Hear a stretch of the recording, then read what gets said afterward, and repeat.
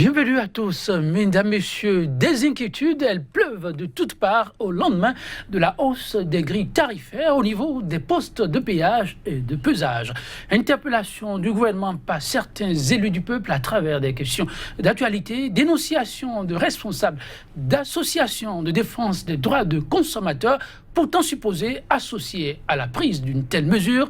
Dans la masse populaire, ça ne décollait pas. Mais le gouvernement ne démord non plus. La hausse est consommée. Augmentation au double des grilles tarifaires au niveau des postes de péage et de pesage au Bénin. Une mesure mal à propos. Tel est le thème, mesdames, messieurs, en débat ce jour. Après le regard d'acteurs politiques sur la question, sur ce même plateau, parole, cette fois-ci, aux experts financiers pour apprécier les tenants et aboutissants d'une telle décision et au besoin apprécier pourquoi la pilule a du mal à passer. À ma gauche, Rodrigue Rustico, expert financier, il est analyste politique. Rodrigue Rustico, bonjour. Bonjour Joël, bonjour tes amis téléspectateurs. Merci pour la disponibilité. En face de vous, un collègue à vous, peut-on dire, lui, il est consultant en management des organisations, notre fidèle Sonon. Sonon, notre fidèle Sonon, bonjour. Bonjour Joël et bonjour à tous nos téléspectateurs. Merci et merci une fois encore pour la disponibilité et faire couler assez d'encre et de salive depuis Eva plutôt simplifiant. Il s'agit de la décision relative à la hausse des prix au niveau des postes de péage et de pesage. Oui, Rustico Rodrigo, comme je l'annonçais, il s'agit là d'apprécier avec le regard de sachant sur une mesure qui, somme toute, en quoi les autorités auraient pu être prises un peu plus tôt. Et on a pris du temps pour que ça puisse impacter durablement. Et pourtant, les réactions sont multiples et diversifiées. Il semble plutôt aller dans le sens de la protestation. Alors, merci beaucoup, Joël, pour avoir abordé ce sujet d'actualité. Vous savez, en tant que Béninois, en tant que consommateur, et tout le monde a été averti pratiquement la veille. Et donc, l'augmentation n'a pas été autant préparée, parce qu'il fallait préparer un peu la population avant d'aller vers cette réforme-là. Il faut souligner que ce qui se passe aujourd'hui au niveau de l'État central, c'est maintenant qu'ils ont commencé par communiquer autour des tenants et aboutissants de cette augmentation, ce qu'il fallait faire un peu plus tôt. Mais là, en tant que Béninois, personne ne peut refuser le développement du Bénin. Tout le monde est d'accord pour contribuer au développement du Bénin. Mais on ne peut pas décider de contribuer au développement du Bénin sans pour autant travailler avec les Béninois. J'ai suivi avec beaucoup d'intérêt le directeur général des infrastructures qui a essayé de se défendre comme il doit pouvoir le faire normalement, mais cela n'est pas encore convaincant. Tout simplement, pas encore, parce que c'est ce travail-là qu'il fallait faire en amont avant de procéder à l'augmentation. L'autre chose, en ma qualité de financier, je me demande, est-ce qu'au niveau des ponts péages et consorts, est-ce que le budget qu'ils avaient élaboré en 2018 tenait compte alors de cette augmentation? Si le budget est élaboré pour 2018 tenait compte de cette augmentation, croyez-moi qu'ils ont mal fait. Ils ont vraiment mal fait parce qu'ils devraient normalement communiquer depuis déjà 2017 par rapport à cette augmentation et préparer la psychologie du Béninois. Mais ça n'a pas été fait et je ne suis pas dans les méandres des chiffres de ces organisations, mais je pense également que ce problème d'augmentation ne gêne personne en réalité, mais la pédagogie, ça pose un problème. La pédagogie pose un problème, oui, fidèle Sonon. Une mesure pour aider le Béninois à mieux se sentir dans sa peau, rouler en toute sécurité et jouir d'une parfaite santé, pas rouler et après se retrouver sur un lit d'hôpital. L'initiative en elle-même, elle est porteuse d'idées novatrices, mais semble mal passer. Merci Joël. Tout d'abord, une petite rectification. Je ne suis pas financier de formation, mais je suis spécialiste en management, donc je me nourris de données financières pour travailler. Okay. Ceci dit, oui, la décision du gouvernement d'augmenter ces taxes-là, quoi de plus normal? Je vais peut-être vous surprendre. C'est tout à fait normal, c'est logique. Je ne dis pas que c'est une bonne chose, mais je dis c'est logique. Qu'ils vous souviennent, je disais ici sur ce même plateau que c'est à ça que nous allons assister. Justement parce que le gouvernement le ministre des Finances a dit que 60% du budget 2018 va être levé localement, donc par nos ressources propres, ce qui est une très bonne chose. Et je m'interrogeais déjà en ce moment pour dire, mais comment est-ce qu'on veut lever 1010 milliards alors qu'on sait que les 3 régies mises ensemble ne produisent que depuis 1960 autour de 800 milliards de francs CFA. Donc, ça veut dire que si on n'est pas en train d'augmenter le nombre de contribuables, on est forcément en train d'augmenter les taxes et de créer de nouvelles taxes. Donc, voilà pourquoi je dis que c'est logique. Mais aussi, c'est logique, et il l'a dit, parce que nous avons, on ne le dira jamais assez, un budget essentiellement fiscal. Les gouvernements d'avant, le gouvernement actuel et les gouvernements futurs vont toujours compter sur les taxes et les impôts pour faire fonctionner l'État. Donc, il est normal, dans le principe, que le gouvernement puisse même penser à de nouvelles niches pour justement lever des fonds pour pouvoir financer les dépenses publiques. Donc, de ce point de vue, on pense que, a priori, c'est une bonne chose. Mais il a dit aussi, il y a que nous devons situer les responsabilités. Les responsabilités, c'est ce que moi, je pense venir ici faire. Quelles sont les responsabilités du citoyen et quelles sont les responsabilités de l'État? Si vous voulez bien, on rentrera dans... décision comme celle-là. Oui, pourquoi pas? Quelles sont les responsabilités des uns et des autres? En termes de responsabilité, oui, les autorités l'ont dit. On ne saurait faire des omelettes sans casser les œufs. Chacun doit pouvoir mettre la main à la pâte et accepter parfois, souffrir un peu le martyre, quitte à avoir après le sourire aux lèvres. Il faut pouvoir aller de l'avant dans ce débat, mais on a l'impression que les cris plutôt persistent, en dépit des sorties. Oui, naturellement, les cris vont persister. Vous savez, lorsque le Béninois met 5 francs dans une activité et il ne sait pas à quoi ça sert les 5 francs, je crois quand même. Mais on l'a expliqué maintenant sur à quoi ça va servir. Non, je suis désolé, ce n'est pas maintenant il faut expliquer. Vous savez, on a dit qu'on a cotisé de l'argent pendant près de 10 ans, mais qu'est-ce qu'on a fait avec les ressources? Qu'est-ce que nous avons fait avec les ressources? Moi, je suis béninois. Si on me dit que... Vous voulez parler encore d'audit? Non, mais c'est normal. C'est la moindre des choses. Si tant est que ce que je cotise est bien géré, il n'y a pas de raison à ce que je ne contribue pas au développement. Mais on parle du fonds routier, du réseau routier. Mais notre réseau routier, combien de fois... Prenez pas les ponts péages. Vous passez même des fois, même pas les ponts péages, vous n'avez pas de reçu, vous n'avez pas de ticket. Mais l'argent va où? On va vous dire qu'ils ont mis en place un dispositif informatique pour pouvoir comptabiliser. Des fois, vous passez, même le feu ne s'allume pas. Mais vous passez, vous remettez l'argent. Il y a autant de choses. C'est que la reddition de comptes, cette augmentation pose un problème de reddition de comptes.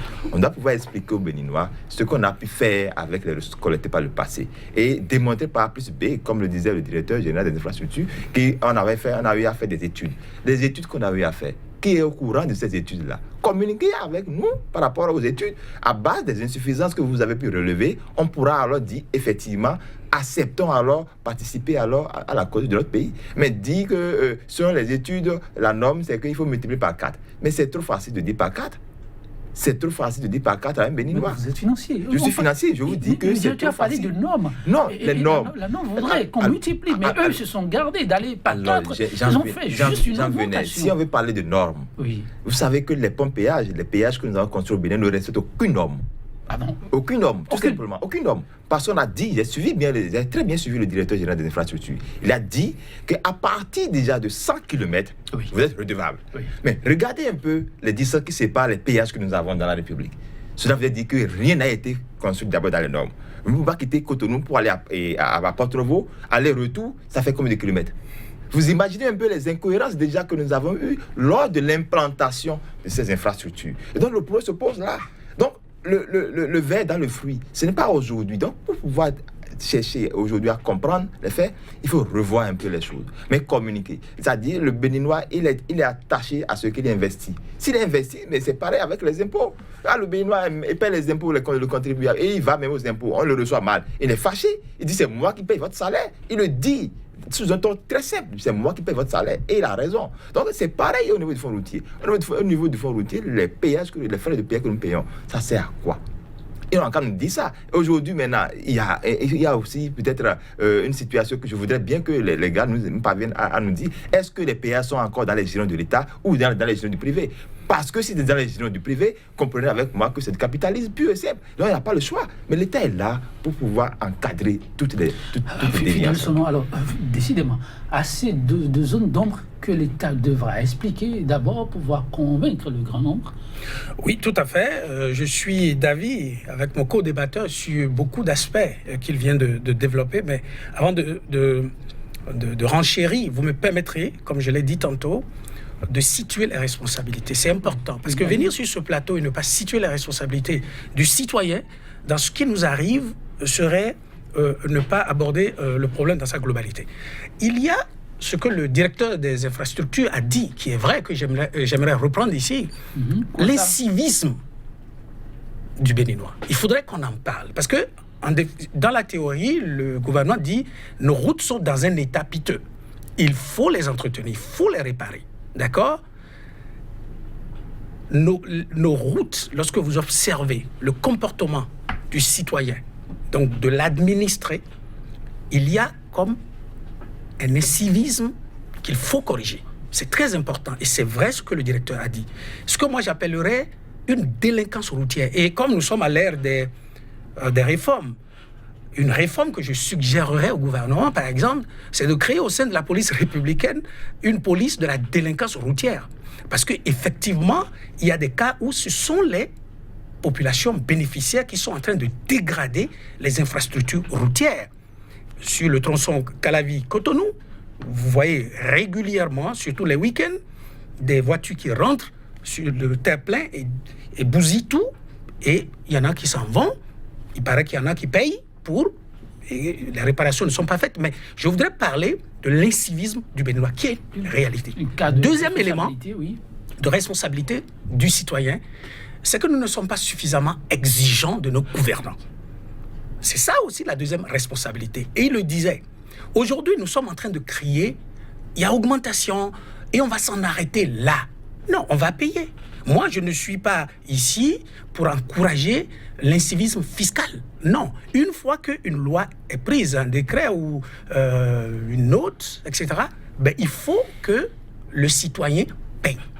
Maintenant, là où nous allons, nous attendons le gouvernement, c'est ce que le directeur lui-même il a dit. Je crois que hier, il a fait une très bonne communication qu'il aurait pu faire bien avant, bien sûr. Il dit, soyez exigeants vis-à-vis du gouvernement. Et c'est là où nous attendons le gouvernement, justement. Et là, maintenant, si vous me permettez, je glisse sur la responsabilité du gouvernement. Oui, allez-y.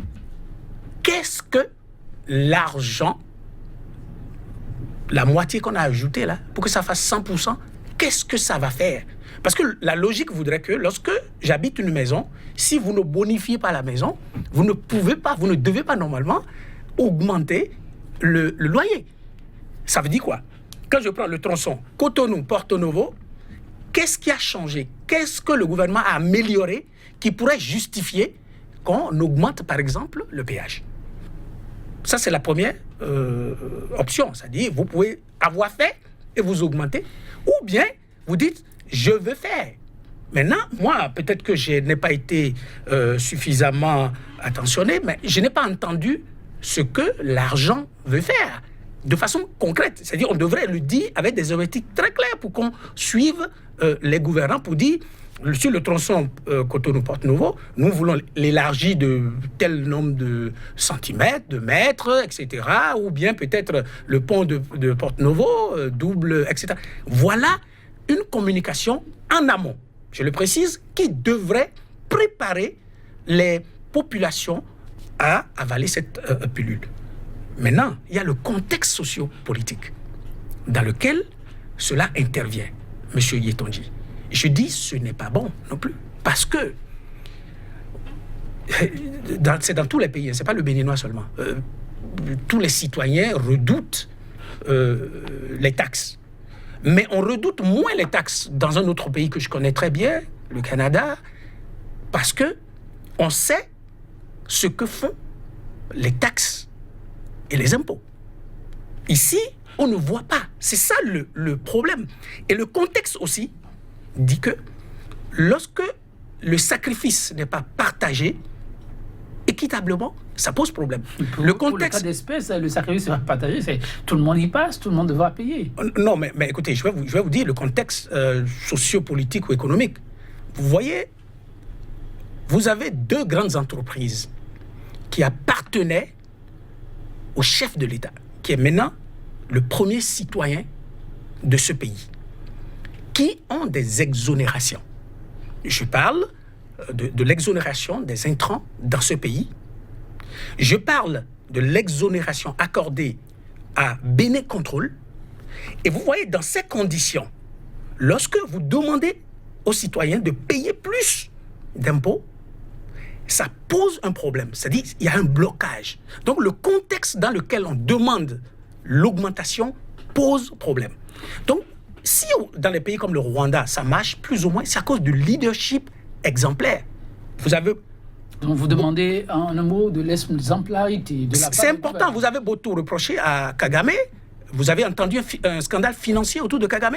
Je n'en ai pas lu encore. Et c'est de ça qu'il s'agit. Et voilà le contexte qui ne le permet pas. Il y a d'autres éléments qu'on pourrait développer au fil de cette émission. Vous avez un complément où je peux aller à ma question? Non, vous pouvez aller là-bas. Oui, alors, face à toutes ces situations, le contexte, l'opportunité, la vision elle-même, le citoyen lambda se sent, en tout cas, croit être lésé. Il se dit être celui qu'on veut abattre sur l'autel du sacrifice qui ne disent pas le nom. L'expert financier pense-t-il que dans cette décision, il y a des conséquences qui ne disent pas vraiment leur nom pour le contribuable? Oui, naturellement, pour le contribuable, les conséquences sont directes parce que ça va agir sur votre pouvoir d'achat, ça va agir naturellement sur votre ressource. J'ai suivi beaucoup de personnes qui disaient qu'il n'y a pas d'augmentation de salaire, mais on est en train d'augmenter les taxes.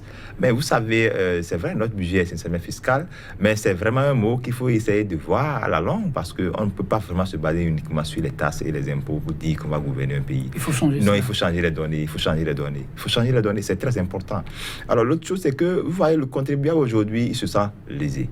Pourquoi il se sent lésé? Et j'ai suivi le directeur général des infrastructures avec un de mes amis qui disait qu'on avait convié les associations des consommateurs. Et puis, il était venu avec une liste, on lui avait demandé alors de passer la liste, mais on avait remarqué tout simplement qu'il n'y avait aucune association de consommateurs qui était présente. Alors, du coup, cela posait un problème. Cela poserait un problème chez moi en termes d'interprétation, en termes d'expression, de crédibilité. Alors, je me suis dit, bon, ok, mais à quoi bon c'est alors de mettre dans le courrier officiel que les associations des consommateurs étaient présentes? Parce que comme ça, en fait, je peux qualifier cela comme vraiment, c'est pas trop, c'est de la NAC que ces associations pourraient faire sur le dos des consommateurs. Parce que si vous étiez dans la salle et vous acceptiez cette réforme, c'est que vous êtes contre, alors arrêtez vos membres. Mais de fil en aiguille, j'ai découvert tout simplement qu'il n'y avait pas d'association de consommateurs qui était présente. Or, c'est des acteurs importants dans la chaîne. Je ne refuse pas l'augmentation, mais je suis contre la pédagogie. Il fallait tout simplement communiquer ce que le DG est en train de faire aujourd'hui. C'est ça qu'il fallait faire à la base. Faire comprendre aux gens les enjeux de l'augmentation. Les enjeux de l'augmentation, on y revient sur un autre aspect, oui, mais fidèle, de la pédagogie, la population, elle pense sérieusement là-dessus qu'au-delà de la pédagogie, qu'il y a comme une manière de se jouer carrément d'elle, population, elle contribuable, parce que oui, votre vis-à-vis l'a souligné très rapidement en filigrane, elle qui se sentait et qui se croyait flouée, découvre que oui, association dont on a parlé, supposée défendre ses intérêts, et qu'elle doit être déjà du bout des doigts comme quelqu'un qui ne comprend pas sa souffrance et qui serait de mèche avec l'autorité, découvre qu'elle n'existerait pas sinon que dans l'esprit de l'autorité. Pourquoi une telle démarche lorsqu'on sait qu'on a franchement besoin de tout le monde pour réussir un projet comme celui-là? Oui, effectivement, il a dit, ça a tout l'air d'une tuerie. Et c'est là où ça fait davantage mal.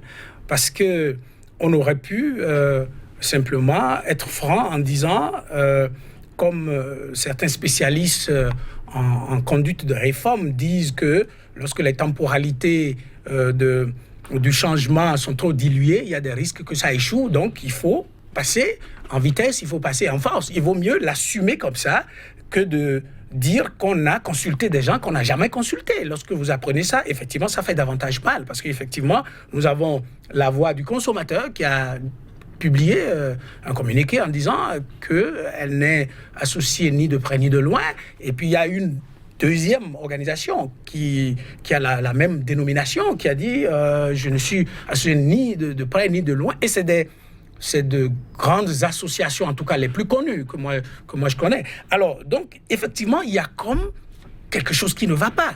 Est-ce que le gouvernement va certainement dire oui, si je prends le temps de consulter tout le monde, je ne vais jamais faire cette augmentation qui est nécessaire, etc. Mais il faut assumer le choix qu'on a fait au lieu de passer par cette méthode du prix. Et voilà. Ceci revient à la question des conséquences inhérentes à une décision comme celle-là. Le contribuable se regarde et se dit finalement qu'il n'a personne pour l'aider à sortir d'une situation qu'il qualifie, à tort ou à raison, vous pouvez plutôt mieux apprécier, d'une précarité qui ne dit plus son nom et qui pourrait le conduire tout droit au dépouillement. Non, c'est clair. Les conséquences sont... Vous voyez, lorsque vous augmentez le péage, c'est clair que le conducteur de taxi va répercuter sur les passagers qui transportent des produits de Porto-Novo au marché d'Antokpa, ils vont répercuter aux consommateurs, et puis voilà, c'est ça. Donc, il y a renchérissement du coût, simplement, de la vie. Et si, dans le même temps, on n'a pas une politique pour augmenter cette capacité, j'allais dire, le pouvoir d'achat, effectivement, il va avoir un problème. Ça, c'est évident. Et aussi, lorsqu'on n'est pas... Le contribuable n'est pas en train de voir de façon concrète ce que son argent est en train de faire. Parce qu'on est en train de faire des emprunts obligataires, des emprunts tous les mois presque. Qu'est-ce que ces emprunts font ? Ce qu'on lève localement, qu'est-ce que ça fait ? C'est important de communiquer de façon précise. Ce n'est pas de façon vague, mais de façon précise pour que, comme ailleurs, comme dans d'autres pays, qui ont des taux de pression plus élevés que le Bénin, que le citoyen dise au moins j'ai la compensation dans le service rendu. Parce qu'au Bénin, je vous ai dit la fois passée, moi j'étais impliqué dans un accident où j'ai appelé la police. Mais les 2 heures qui ont suivi, je n'ai pas encore eu de police. Et je me suis fait dire que nous n'avons pas d'hélicoptère. Non mais lorsque vous entendez ça, alors que dans d'autres pays, même quand votre téléphone est en dérangement, la police peut venir savoir qu'est-ce qui se passe. Lorsque vous raccrochez mal votre téléphone. Vous voyez un peu, lorsque vous avez de ces services, vous savez, vous supportez mieux l'augmentation des taxes. Mais lorsque vous n'avez pas ces services, effectivement, ça fait mal. Et de l'autre côté, il y a la politique de l'emploi. Lorsque vous n'avez pas une politique de l'emploi assez cohérente pour faire en sorte que ceux qui payent donc ces taxes augmentées aient plus de capacité à payer, mais évidemment, il va avoir une pression qui va tuer le contribuable. Ça, c'est évident. Ah oui, Rodrigo Rustico, une pression qui ne dit pas son nom, mais il va falloir tenir parce que le gouvernement, lui, n'entend pas revenir sur sa décision. Il a clairement dit, à travers le directeur des infrastructures, le contribuable devrait payer 4 fois ses prix. Toute réflexion faite, analyse, à l'appui, la conclusion a été de ramener la balle à ce qui pourrait être digeste pour tous. Et c'est le double du prix. Donc, le gouvernement a joué sa partition. Que faut-il faire par la suite ? Non, écoutez, le gouvernement est dans son rôle, le directeur aussi est dans son rôle, dans ses explications. Mais ce que je disais à l'entame en prélude, c'est que les études qui ont été réalisées, il faut communiquer autour de ces études-là. On doit savoir pourquoi on a fait les études. Au départ... Vous doutez du contenu des études ? Non, mais je ne doute pas, mais je dois pouvoir savoir sur quelle base... Puisqu'on ne connaît pas le contenu. On ne connaît pas le contenu. Voilà, c'est de la spéculation. Vous voyez un peu. Donc, je me dis, au départ, on avait dit c'est les PTF. C'est les PTF. Et après, on dit que c'est les études réalisées par nous-mêmes. Parce que les PTF devaient nous appuyer. Cette ambiguïté vous embête ? Ça m'embête beaucoup. Je me demandais tout simplement, mais qui construisait les péages ? Est-ce que c'est les PTF qui construisaient les péages ? Ou bien c'est le privé, ou bien c'est l'État ? Vous voyez, donc ça me posait un problème. Après, on est revenu en arrière pour dire que non, c'est pour pouvoir financer la construction des voies. C'est vrai, il faut préciser que les péages, les frais de péage ne sont pas destinés à la construction des routes. c'est à l'entretien des routes. Mais l'entretien dont on parle, vous voyez comme de fois, il y a d'obscurité sur les voies. Mais c'est pour vous dire quoi? Ça aussi, ça compte. Ça compte. Ça devrait aider. Ça devrait normalement aider. C'est-à-dire que le contribuable, le béninois n'est pas aussi compliqué de nature. Lorsque vous voulez réformer, associez-le à la réforme. Il comprend mieux. Je suis d'accord qu'on puisse améliorer les conditions de vie. Écoutez, vous n'avez pas parlé de consensus. Hein? Du tout pas. Mais tout au moins, les études qui ont été réalisées, on expose là. Ils savent pas à quelle manière on peut exposer ces études-là. La belle preuve, ces communiqués là, on a commencé par les toucher sur les réseaux sociaux automatiquement, et puis du coup ça a pris en même temps, et ce qui a fait d'ailleurs que vous allez remarquer que sur les pompes, au niveau des pompes péage, ils ont déployé des forces de l'ordre parce qu'ils savent qu'il y aura de la résistance au changement, ce qui est normal parce qu'on n'a pas bien communiqué autour de cela. Je suis d'accord que il y a aussi le côté incivisme du Béninois, parce que ça, faut pas l'oublier, parce que la route a des besoins énormes qu'il faut satisfaire. Mais il faut prouver par A plus B aux contribuables que les besoins que nous avons aujourd'hui, là, avec les ressources que nous avons entre-temps, ça ne nous permet pas de les régler. Et là, nous allons comprendre que maintenant, il faut contribuer. Mais 10 fois 4, sur quelle base? Nous, on ne sait pas. Moi, je ne sais pas pourquoi on a dit pas fois 4, mais pour quelle base, sur quelle base on a retenu fois 2, je ne sais pas non plus. Vous voyez un peu? Donc, quand vous prenez quelqu'un qui travaille à Ouida, qui doit pouvoir venir à côté tous les jours que Dieu fait, ça veut dire qu'en moyenne, par jour, il va dépenser 800 francs. 800 francs par jour. Vous imaginez par jour 800 francs pour lui seul. Et il gagne combien à la fin du mois? Mais est-ce qu'on a tenu compte de tous ces aspects-là? Mais si celui-là, c'est des paramètres importants. Si par contre celui-là était associé, on lui fait comprendre que bon, tu sais, sur la voie, voilà ce que nous comptons faire. Si tu payais encore le double, voilà ce que nous comptons faire. Vous allez voir de façon simple et effacée, il va payer. Vous savez, aujourd'hui, personne ne peut dire je ne veux pas payer. Non, l'idéal aujourd'hui, c'est de faire comprendre aux citoyens d'entretenir mieux les routes pour que le besoin, d'accord, en termes de réparation du réseau routier là, baisse. Parce que si le réseau baisse, si les dépenses baissent, en temps normal, on doit pouvoir être en mesure de le faire. Parce que vous savez, en comptabilité, par exemple, ou demain en finance, quand vous avez une immobilisation qui est en train de s'amortir, en principe, les cash flows qu'il doit générer là doivent être à la baisse. Mais là, maintenant, on voit qu'on a revalorisé encore les péages, on est allé un peu plus haut, mais l'infrastructure est toujours la même. Mais quel est le dispositif qu'on a mis en place pour sécuriser cela? Ceux qui travaillent là, comment ils font? Quel salaire ils gagnent? Le Béninois a besoin de comprendre ça. Parce que vous savez, c'est des contrats de concession. C'est des contrats de concession qui sont là. Donc, et aujourd'hui, c'est pour ça que je demande, est-ce que les péages sont dans les gérants de l'État ou toujours dans les gérants du privé? Il faut qu'on parvienne à nous éclairer par rapport à cela. Vos questions ont été prises en compte par certains élus du peuple. En promettant suivre de très près ce dossier pour vous.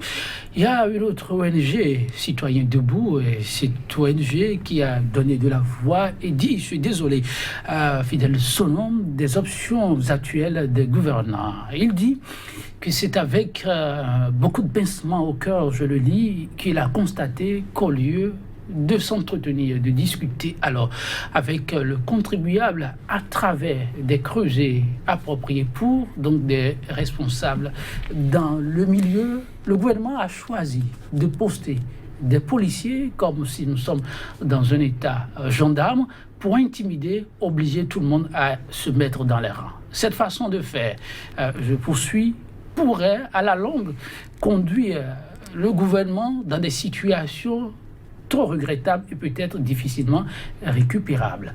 Pensez-vous, Fidèle Sonon, que cette analyse reste vraiment objective ou là encore, comme on le dit habituellement, les Béninois s'amusent à se faire peur? Les gendarmes à un poste de contrôle, ça devrait inquiéter, ça reste une option dangereuse dans ce qui se fait actuellement? Non, a priori, le gendarme, s'il fait son travail correctement, il ne devrait pas avoir de problème. Mais pour parler du sujet dont nous discutons, parce que cette ONG a parlé d'options. Oui. Les options que nous faisons peuvent soit nous compliquer la vie ou nous faciliter la vie. Et je le disais il y a quelques mois, et je le rappelle ici, nous avons pris l'option d'augmenter les taxes et de créer de nouvelles taxes au lieu d'augmenter le nombre de contribuables. Ça, c'est par exemple une option. C'est ça que c'est politique fiscale. Et c'est ça qui fait que nous risquons, vous l'avez rappelé, le directeur l'a dit, ce n'est pas fini. Ce n'est pas fini. Or, dialoguer avec le contribuable, c'est quoi? Il y a deux choses essentiellement selon moi. La première chose, c'est de lui expliquer pourquoi l'augmentation. Pourquoi l'augmentation, ça veut dire quoi? L'augmentation parce que d'abord, il a dit quelque chose de très important. Il faut... On met beaucoup d'argent dans des études. Il faut publier les études. Le gouvernement, je le répète toujours, a un portail gouvernemental. Ce n'est pas une plateforme de propagande. Ça devrait être une plateforme sur laquelle on devrait publier ces genres d'études pour que le contribuable aille lire, pour comprendre, mais pourquoi d'abord on veut augmenter. Là, ça veut dire que vous nous dites, j'augmente parce que je veux faire ceci, ceci, ceci. Et le deuxième élément du dialogue, c'est de dire, voilà, j'ai commencé à le faire. Il faut la matérialité de ce qu'on a promis. Lorsque vous faites ça, mais je vous dis, quel que soit le caractère amer de la pilule, les populations, ici et ailleurs, vont l'avaler. Donc, je dis, c'est une question d'option. Il faut élargir l'assiette fiscale dans le sens d'augmenter le nombre de contribuables. Sinon, la pression va continuer. On va créer de nouvelles taxes. On va continuer à augmenter les taxes. Donc, c'est fondamentalement une question d'option et maintenant une question de communication. Je m'engouffre dans votre ouverture qui m'amène à citer un autre expert, lui l'expert financier, les humains, Girard et son nom. Il dit l'option que fait actuellement le gouvernement, je crains qu'elle soit une option plutôt dangereuse. C'est vrai, ça reste une option tout de même, amener le contribuable à payer chaque jour un peu plus de taxes et d'autres encore plus. Mais en faire une option à vie dans un État où tout est fiscal peut conduire plutôt au clash. Et pour l'éviter, il faut aller vers des diversifications de produits qui permettent à l'État de se suffire que de compter rien que sur les fiscs. Vous avez semblé aussi ouvrir tout à l'heure la parenthèse. Oui, naturellement, c'est vrai. Moi, je crois que cette augmentation, elle est très visible et qu'elle frappe pratiquement tout le monde. Et donc, il est important tout simplement que nous-mêmes, nous puissions nous demander, mais vous savez que la population béninoise, elle est très passive. Depuis près de 10 ans, qui a demandé la reddition de compte des frais de péage, des frais là, qu'on avait cotisés tout le temps. Personne n'a demandé. C'est ça.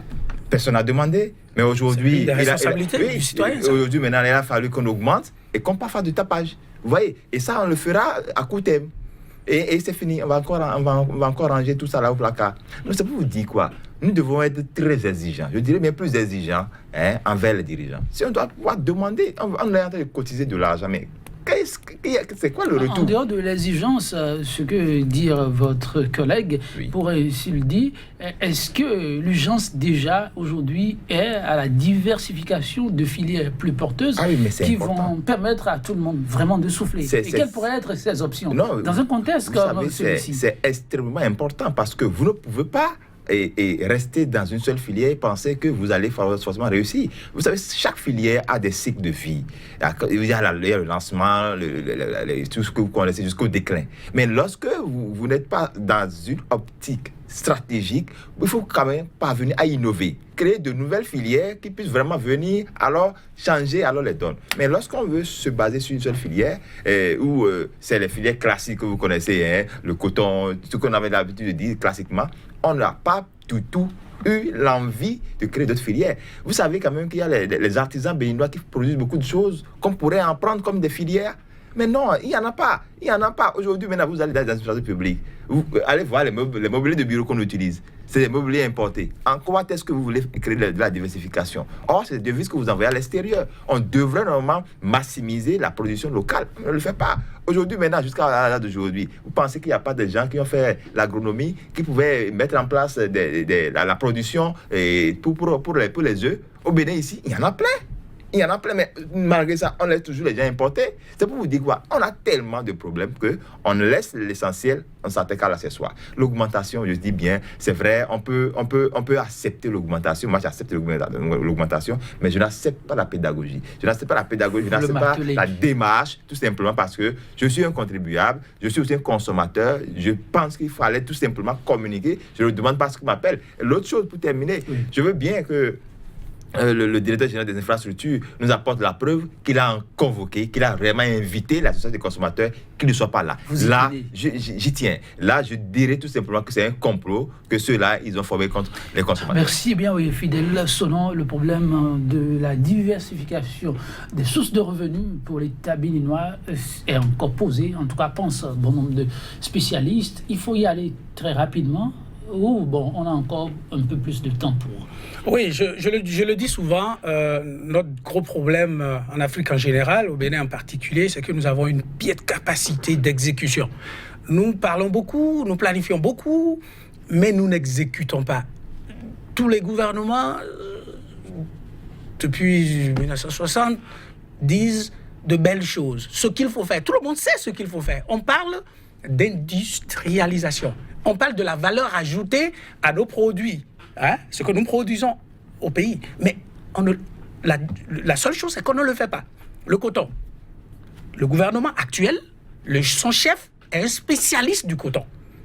Mais dites-moi quand est-ce que nous avons transformé le coton, c'est-à-dire à l'état où nous le vendons, quand est-ce que nous l'avons transformé? Une seule fois. Mais le gouvernement actuel continue de parler d'industrialisation. Mais le même gouvernement sait que ce n'est pas possible. Et c'est ça le problème dans notre pays. Parce que pour parler d'industrialisation, il faut d'abord régler le problème de l'énergie. Est-ce que nous sommes en train de suffisamment injecter de l'argent dans le règlement de la question de l'énergie? Si on ne règle pas ce problème, je vous dis, on ne peut pas passer à l'étape d'industrialisation. Et donc, vous parlez de diversification bien entendu, ça a commencé.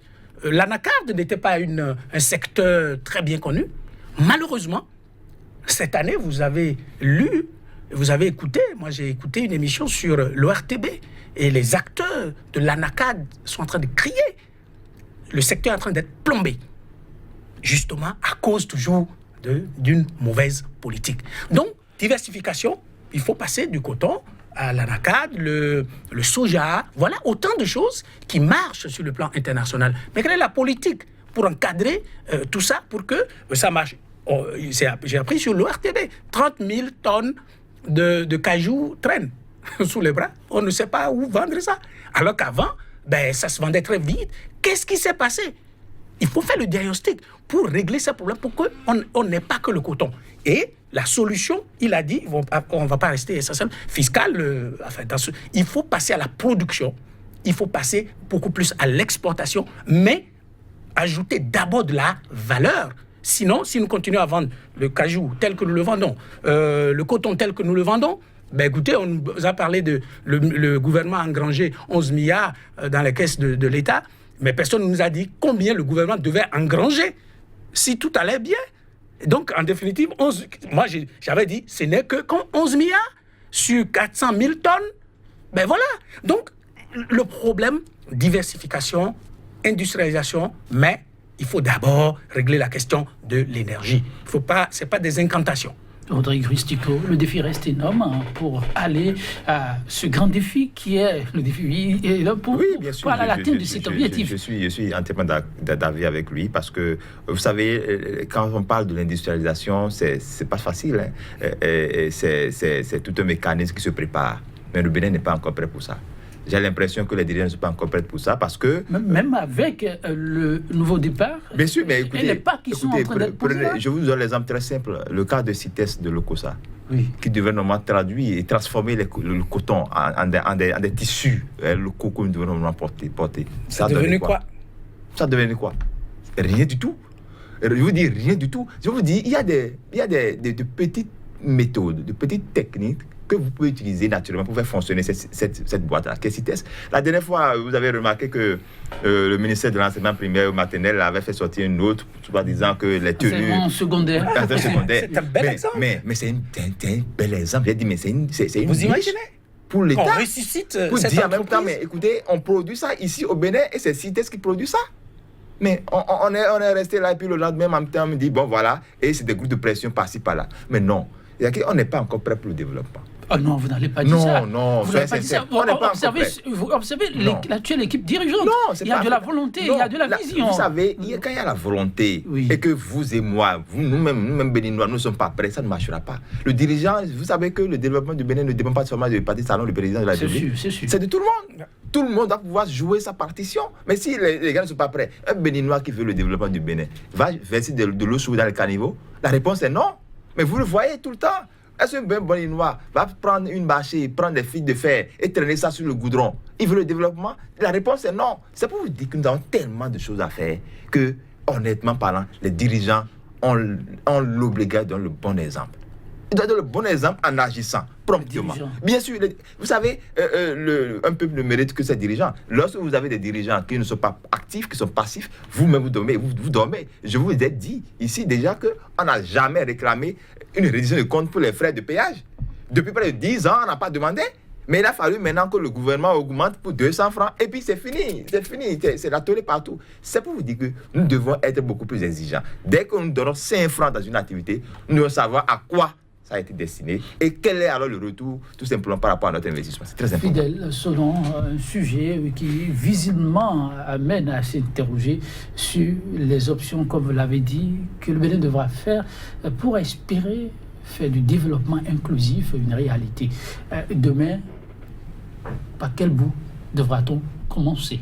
Moi, j'insiste pour dire qu'en attendant que nous passions à l'industrialisation, à la diversification qui va nous apporter plus de ressources, la politique fiscale actuelle devrait être orientée vers l'augmentation du nombre de personnes qui payent les impôts et non l'augmentation de taxes ou de l'augmentation de la création de nouvelles taxes et impôts pour ceux qui payaient déjà. Sinon, il va y avoir plus de pression.